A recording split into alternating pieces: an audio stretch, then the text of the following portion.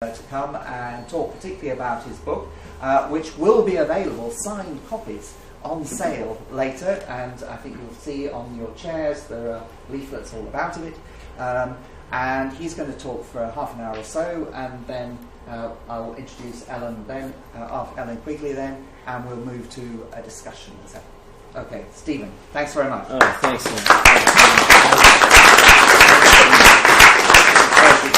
Thank you so much. First of all, because I work for the United States federal government, I have to start by saying that my book and everything I say here reflects my own views and does not reflect the views of any organization to which I belong. Also, I'd like to hold off on any questions until after the presentation. There's a lot to cover, but also I think a lot of what I say at the beginning will answer questions, as I go. So, and I'm sure there'll be plenty of questions afterwards. I'd also like to clarify that my book does not mean to say that all economics professors are failing us, not by any means. In fact, in the book, I give examples of what I consider to be role models for the economics profession. There are very good professors doing very good work. Unfortunately, I feel they're in the minority, and the book explains why that is. So many professors are failing us. The book is about 350 pages long, and I cover a wide range of topics. So there's no way I can cover anywhere near half of those topics here in this presentation. So I'm going to focus on one of the main themes of the book, which is a concept I developed, which I call literature-only economic theory. Literature-only economic theory does not represent all of economic theory. Some economic theory is literature-only economic theory, and some is not. I define it in terms of three criteria, and it must meet every one of these three criteria to be literature-only economic theory. Number one, it relies on strong arbitrary assumptions. And if the assumptions were replaced by other equally defensible alternative assumptions, then its findings would be completely different. Number two, it's literature that goes so deep into highly advanced mathematical constructs that it is generally incomprehensible to nearly everyone, including other economists who are adept in mathematics. It is comprehensible only to those few people in the world who happen to be thoroughly familiar with that particular thread of mathematical modeling, and those who are not familiar with it, but who would be willing to spend days to study it, to understand it, and very few people would be willing to do that. And finally, literature-only economic theory will never see the light of day in any standard textbook or classroom lecture, and will never be put to any practical use. So if we do see economic theory in a textbook or a lecture, then it does not meet this criterion, and it is not literature-only economic theory. In short, literature-only economic theory serves only one purpose, which is to be published in a technical journal or something equivalent to that, like working papers, and to be accepted for publication on the basis of its impressiveness to journals, editors, and reviewers. This is why I call it literature-only economic theory. As I show in this pyramid, I have identified three categories of research and writing that academic economists perform. One is applied economic analysis and economic statistical findings. Two is useful economic theory, and that's useful for applications or simply for understanding of economic phenomena. And again, literature-only economic theory. Of course, useful economic theory is what economics professors are supposed to work on. The trouble is that useful economic theory is often too hard to come by and often too unimpressive to be accepted in top-ranked journals. So the lion's share of the work that the most prominent economics professors perform, and what is expected of them to achieve their prominence, is contributions to literature-only economic theory. It is and has long been the limelight of the economics profession, and the road to stardom for many of the most prominent economics professors. Now let us put all this aside for a minute and talk about the distinction between two things: the scientific pursuit of useful knowledge and versus competition in an intellectual game of amusement. There is surely a clear difference between the two. The first involves a commitment to make the world a better place and to honestly understand causality, where such a greater understanding is the end in itself, regardless of whether such knowledge can be directly applied. The second is about having fun and taking pride in being able to win the game. Of course, as I show here, both are motivated by fame and fortune. Now, for many people in the economics profession, and for many economics students, it is obvious that the generation of literature-only economic theory is a legitimate science, and not merely an intellectual game of amusement. In fact, I would say that it is as obvious to them as the difference in colors between the two middle squares of the Rubik's Cube in this slide. We can see with our own eyes, if we're not colorblind, that the top middle square is dark brown, while the middle square in the front side is light orange. These colors are completely different in the same way that literature-only economic theory as a legitimate science is completely different from any intellectual game of amusement like chess. But bear with me for a moment. I want to take a deeper look at this Rubik's Cube.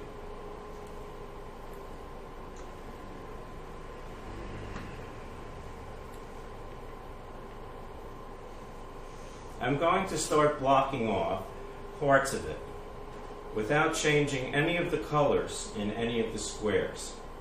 All I'm doing is blocking them out as I go.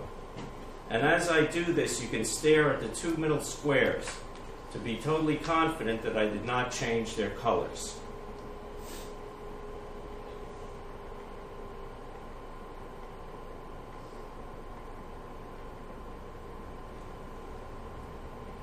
I'll do this again.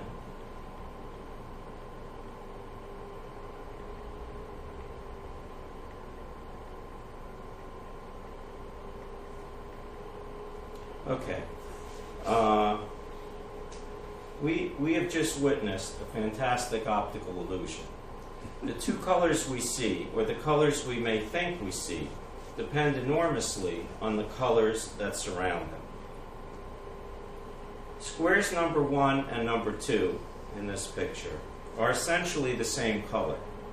But because of their environment, one looks dark brown and the other light orange. The same illusion takes place in the view that many people, especially academic economists, have of literature-only economic theory.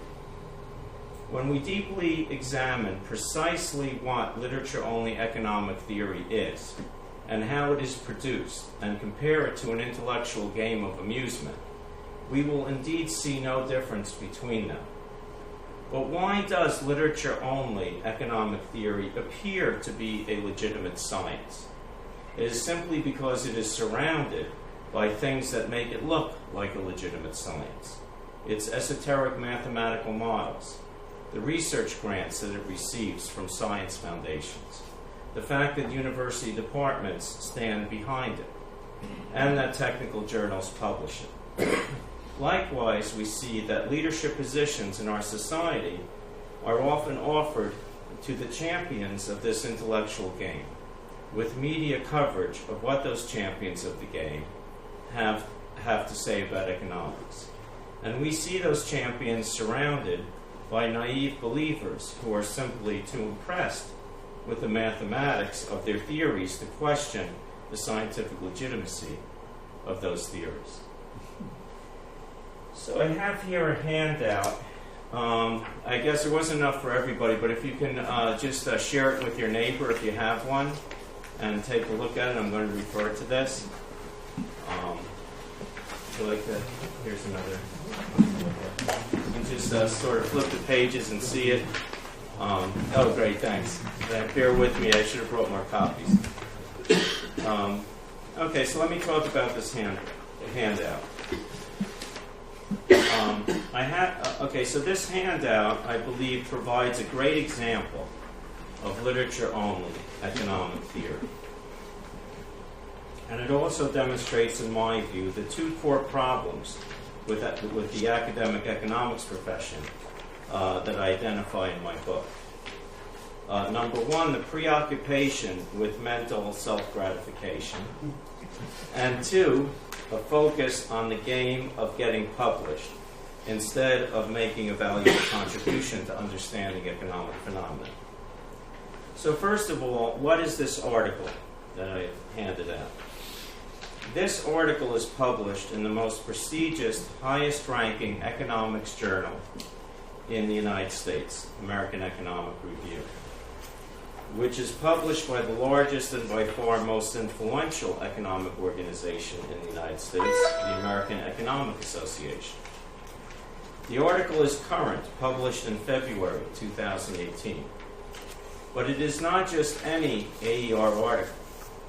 This article is one that the American Economic Association has been advertising as one of its best and brightest. And what do I mean by that? Well, if you wanted to get a copy of an AER article, you usually have to pay for it or be a member of an institution that has access to it.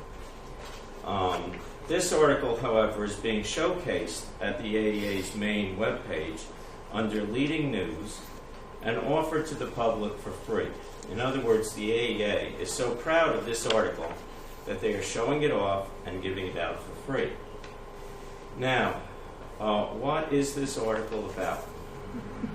Well, does it address any important economic question? Does it offer any help in preventing future financial crises? Does it offer any hope that people will still be able to find employment after robots replace most of the existing jobs? Does it have any suggestions for how developing countries could grow their economies or improve their living standards? No. In fact, this article has nothing to do with economics. Now, what is this again?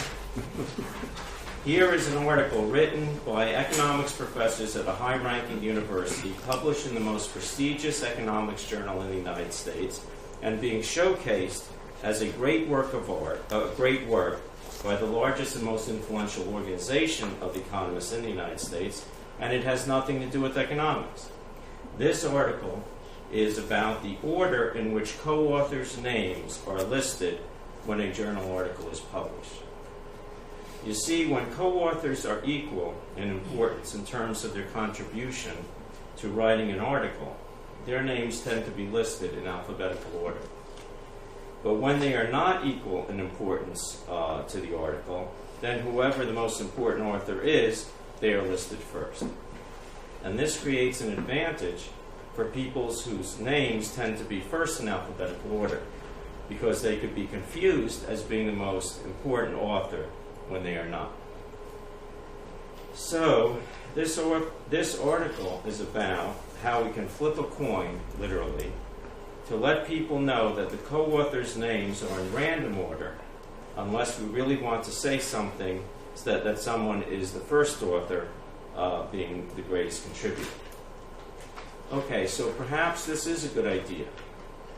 But is it worthy of a journal article in the nation's most prestigious economic journal, which only accepts a very tiny fraction, like 1 or 2%, of all the papers submitted to it for possible publication? Well, the economics professors who manage a journal would say, of course it should be published. And their real reason for this is obvious, though they would use very different words for explaining that reason than the words that I'm about to use now.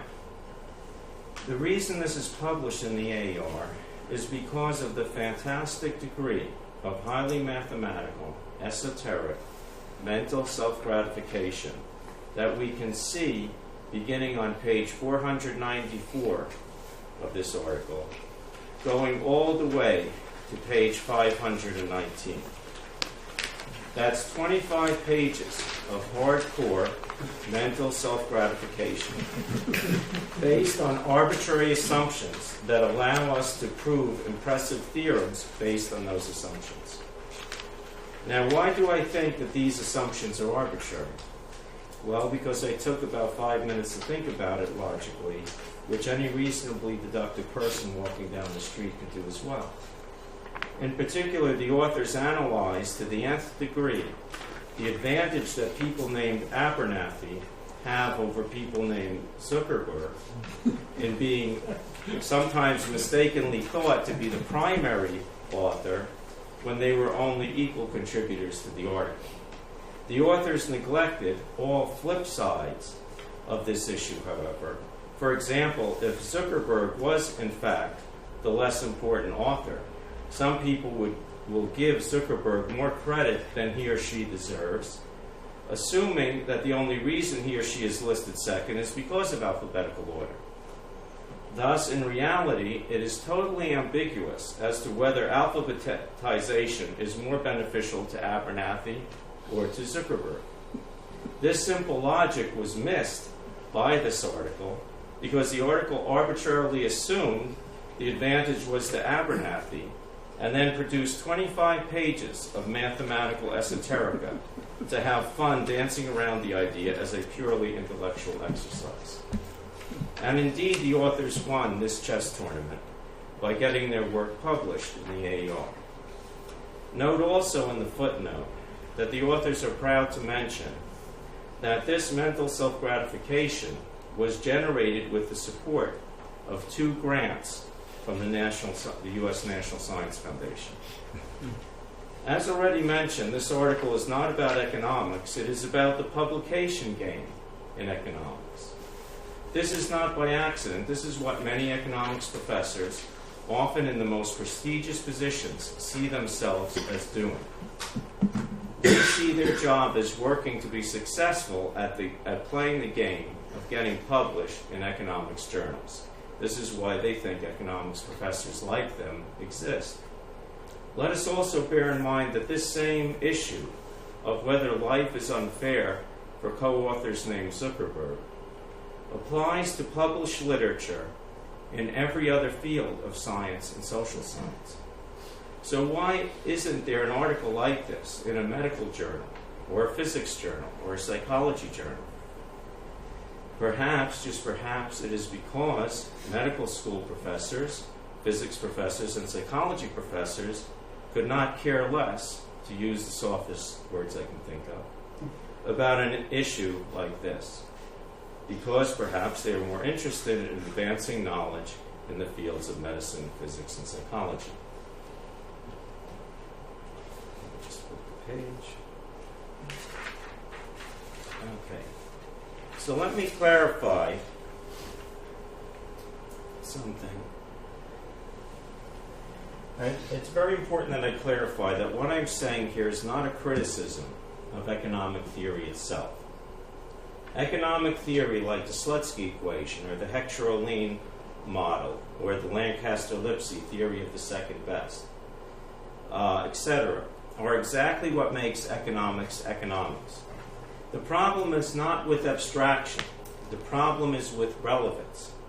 Economic theory must be relevant to understanding the real world or to having real-world applications. Now, what does any of this have to do with pluralism, one might ask? I would argue that the main relevance of all this to pluralism is that it explains in part why pluralism is not given greater attention in economic discourse. Many pluralists seem to believe that the only reason that mainstream neoclassical economists do not adopt more pluralistic approaches is because they do not realize that pluralism offers them a better understanding of the world. So many pluralist economists, in my view, delude themselves into thinking that if they could only convince neoclassical economists that pluralist theories explain the world better, then pluralism can win them over. I call this delusional because in many cases the problem is not that neoclassical economists truly believe that neoclassical economics explains the world better, or have even thought about the issue very much.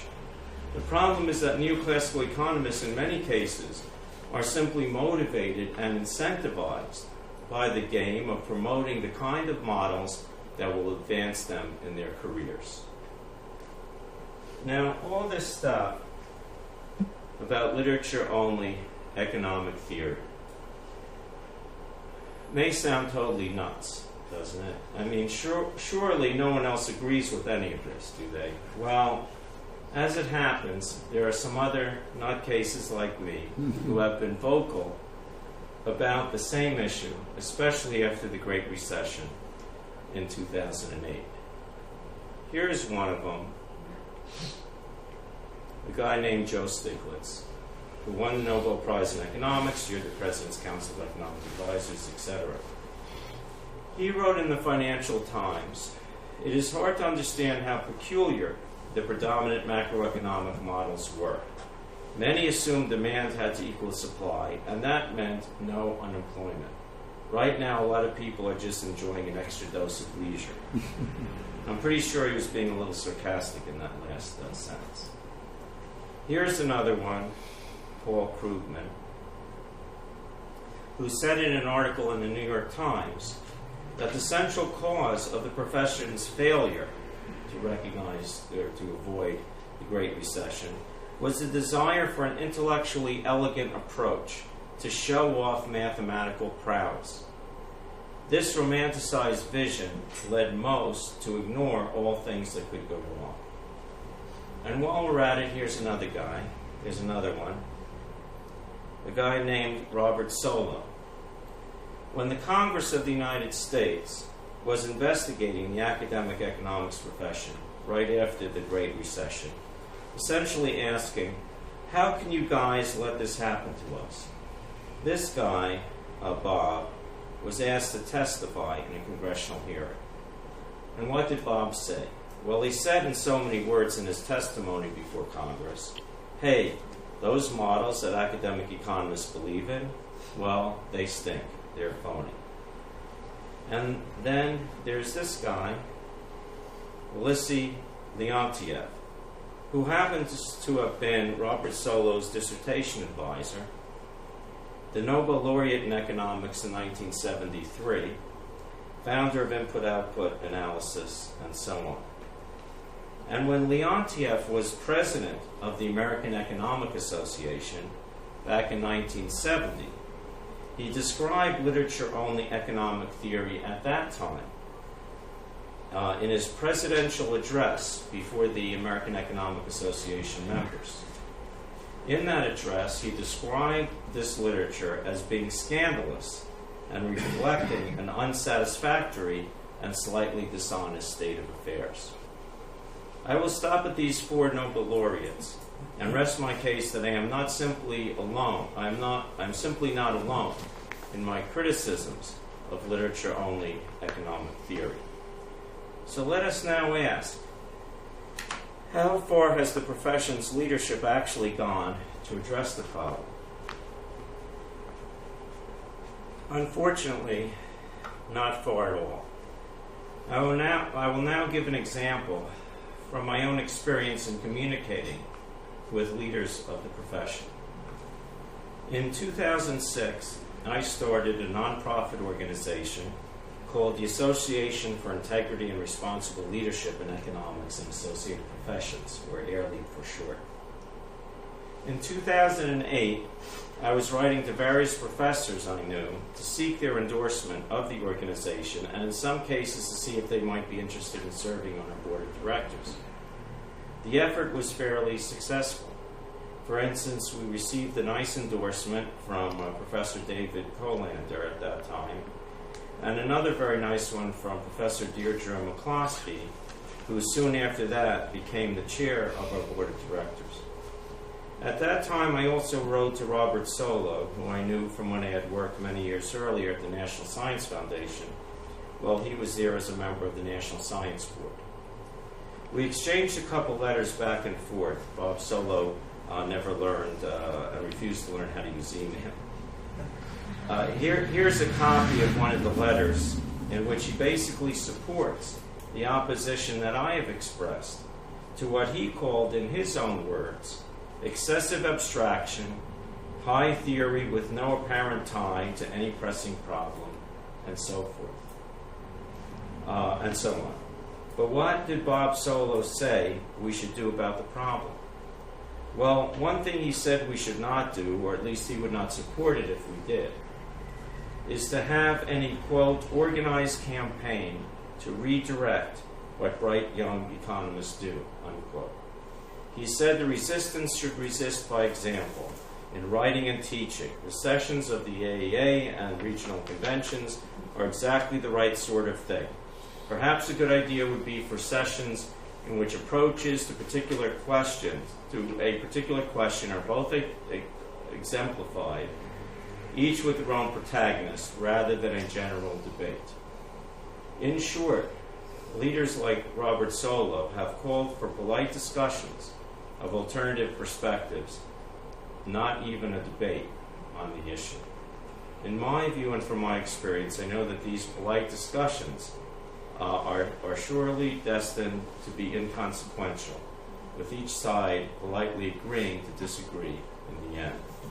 So let us ask, what has the profession's leadership done for generations to prevent literature-only economic theory from crowding out useful and valuable economic theory in economics? First of all, I would argue that they have done less than nothing. That is, the leadership of the academic economics profession has done more to contribute to the problem than to correct it. But wait a minute, isn't it true that many of these leaders have helped by complaining about the problem in blogs, op-eds, and occasional articles? Yes, they have. I have just shown some of them to you, in fact, earlier in this presentation when I quoted 4 Nobel laureates. And yet these have done nothing, and the leaders themselves realize this. But why do such blogs and op-eds have no effect? Well, first of all, they are simply preaching to the choir, to those who already recognize the problem. So these blogs make their authors feel proud to be supposedly trying to improve the situation, while at the same time knowing their influence would be minuscule at best. By the start of the next day, they can say, I wrote my blog, but I can't make people read it or react to it. So I did what I could, and today is a new day, so today I'll write about something else. What the leaders have not done, for the most part, is to consider economics. The fact that it is the incentive system within the profession that creates and maintains the problem. In particular, instead of making futile, altruistic appeals for a greater interest in reality, the profession's leadership should realize that, borrowing from Adam Smith, it is not from the benevolence of economics professors that we expect our useful theories, but from their regard to their own interest. That is, the profession's leadership must understand that it is the incentive system that needs to be changed, and only they have the power and authority to change it. Yet, in spite of these arguments, many will be inclined to say, geez Louise, what's the big deal? In particular, many might ask, what's the big deal if a bunch of the most prominent economics professors dink around all day long, gratifying themselves by looking at their beautiful models instead of doing valuable work? Their classes are still being taught, so why not let them have their fun? Isn't that what being a professor is all about? And they may further ask, and besides, who needs them anyway? Serious economics, the economics that will make a difference for society, will still be handled by other economics professors who are committed to making the world a better place, and by applied economists in business, government, and NGOs.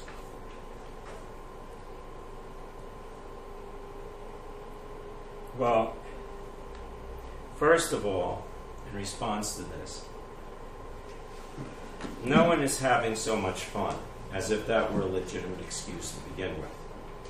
Academic economists at the start of their careers are in a very high-pressure environment where they are often compelled to produce literature that they themselves do not believe in, simply in order to keep their job security. Many of them would greatly wish to be in a different environment where useful knowledge is given higher value. Secondly, the idea of academic economics being separate from other economics professions is a horrible and dangerous myth. The government in particular often chooses its highest economist positions from among the most prominent academics. Similarly, whoever decides to acquire advanced degrees in economics to enter different sectors has already been influenced heavily by academia and the obsession of many of its leaders have toward literature-only economic theory. As a corollary, the students who are most conscientious with regard to scientific integrity may decide against pursuing a higher degree in economics if, after seeing the attention given to literature-only economic theory, they come to believe that the field itself does not sufficiently embrace scientific integrity. With regard to publications and citation counts, a great deal of my book is devoted to explaining how publication counts of articles in top-ranked journals and citation counts are not good measures at all of the quality of economic literature. In fact, I present a counter-argument that across different fields of science, the number of publications per scientist is often inversely related to the extent of useful discovery in that science. This is because the less a scientist or economist, for that matter, discovers anything useful, the more they need to compensate for their lack of a genuine contribution by pumping up their credentials with lists of publications. In other words, publications can easily serve as a substitute for useful discovery rather than a reflection of useful discovery. But the 500-pound gorilla in the room is, of course, the bad analyses and bad economic policies that will fall out of esoteric literature-only economic theory. As Stiglitz, Krugman, and others have noted, the academic economic sector was largely responsible for the Great Recession because of its obsession with literature-only economic theory.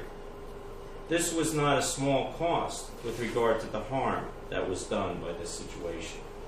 In fact, when we take these ideas as far as we can, we should realize that ultimately millions of lives are at stake because of this problem. If this is not bad enough, let us also realize that this situation causes a general disbelief among the public that economic theory is based on mathematical impressiveness only. So, as a result, politicians and lobbyists look upon economic theory as merely a language for advocacy, rather than a source of knowledge and guidance as to what should be done in terms of the best policies. Ultimately, then, the lack of scientific integrity in academic economic discourse causes the cart to move in front of the horse. That is, politicians select the policies they want or the sound bites that they think will get them elected, and from there find the people to create the economic theory to support those sound bites. And so literature-only economic theorists are often hired guns, not scientists, because nobody, not even those literature-only economic theorists themselves, believe in economics as an objective science. This, by the way, was illustrated quite vividly in the documentary Inside Job, for those who might have seen it. Last slide. Admittedly, I knew that going into this, that whatever I might say against literature-only economic theory, I will be accused of criticizing economic theory itself. To me, it is analogous to the situation I show in this slide, in which one person is running for their life to get away from a tsunami, and the other is dismissing his concern by saying that he should understand that water is good. I am not saying economic theory is no good. I made that very clear on 3 separate occasions in the previous slides, which I won't have time to review right now. But I thought these 3 times would have been enough. But let me tell you a little story. When I gave this presentation once before at a conference, there was a discussant who came to the podium to respond to my presentation. And guess what he said? He said to me in the audience something that he probably tells his students 10 times a year. And so for him, it was simply pressing the replay button in his mind. He said that I have it all wrong because, you see, I need to understand that economic theory is not perfect. It is not meant to represent reality, but a part of reality, and help us understand certain economic phenomena, that it is not a complete picture, that it is an abstraction. Yes, I get all that. I've known that for 38 years. I've lectured on that very point in countless economics classes that I've taught myself. And that's demonstrated in my own work, in publications that I've written, in my day job as an economist. Yes, I get that. And I also get that water is a good thing, and that our lives depend on water. But I still run away from tsunamis. And literature-only economic theory is indeed a tsunami that drowns the academic economics profession and largely prevents it from developing the alternative to it, which is valuable economic theory. Economics professors in this regard must redefine their own sense of loyalty as a loyalty to advancing useful knowledge in economic science and a loyalty to the greater good of society. And this can be done by seriously examining and correcting the incentive system they now face and that they have wrongly created for themselves. Thank you very much.